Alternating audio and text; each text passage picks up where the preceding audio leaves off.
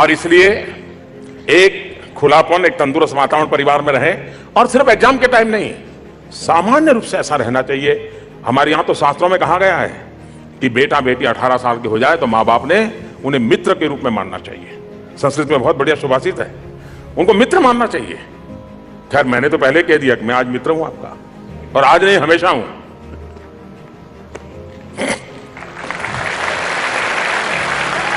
दो क्वेश्चंस हैं माईगव के जरिए। अभिनव पूछ रहे हैं कि परीक्षा के समय मेरा मन करता है कि थोड़ी देर खेलूं, दोस्तों के साथ गप्पे मारूं, पर फिर लगता है कि इससे परीक्षा की तैयारी में नुकसान हो सकता है, तो ऐसी स्थिति में मैं क्या करूं?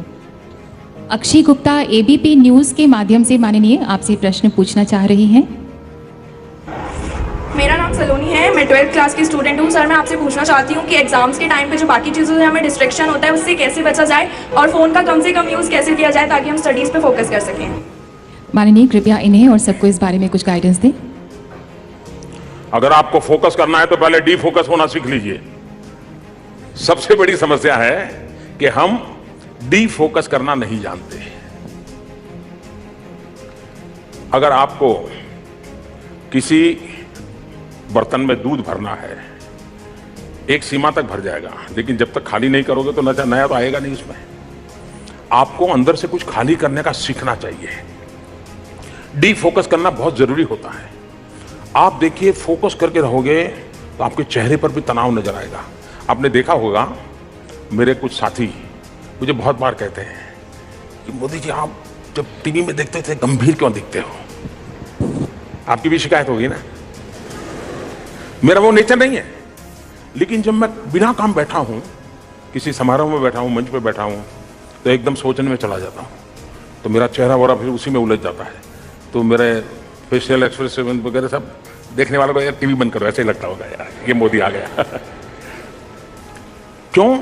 क्योंकि उस समय मैं डिफोकस नहीं करता हूं। लेकिन उसी समय मंच पर बगल वाले से थोड़ी बात करता हूं तो एकदम से आप देखते होंगे, मुझे रिलैक्स महसूस करते होंगे आप। तो मैं जैसे ही डिफोकस होता हूं, सब कुछ सरल हो जाता है। और इसलिए 24 घंटे एग्जाम, कैरियर, परीक्षा, ये जो शब्द है ना जी, suggestions, sure suggestions, laboratory, practical, न जाने क्या क्या शब्दों।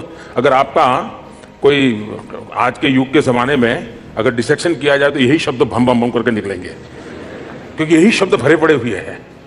कभी उन शब्दों के बाहर भी एक दुनिया होती है। और इसलिए खेलना, हमारे शास्त्रों में पंच महाभूत, इसकी चर्चा है। पता है पंच महाभूत है? पृथ्वी, आकाश, जल, वायु है, अग्नि, है ना। आपने कभी मार्क किया है दुनिया में कितनी बड़ी बड़ी कंपनियां बहुत बहुत सी ब्रांड बेचती होगी कि ये स्प्रे लगाओ तो फ्रेश हो जाओगे, टिकना करोगे तो फ्रेश हो जाओगे, लेकिन आप कितने ही थक करके आए हैं, ऐसे ही मुंह धो देते पानी से, फ्रेश हो जाते कि नहीं है? आप कहीं ऐसा अनईजी फील करते हैं, खिड़की खोल करके यूं मुंह कर देते हैं, फ्रेश होते कि नहीं होते हैं?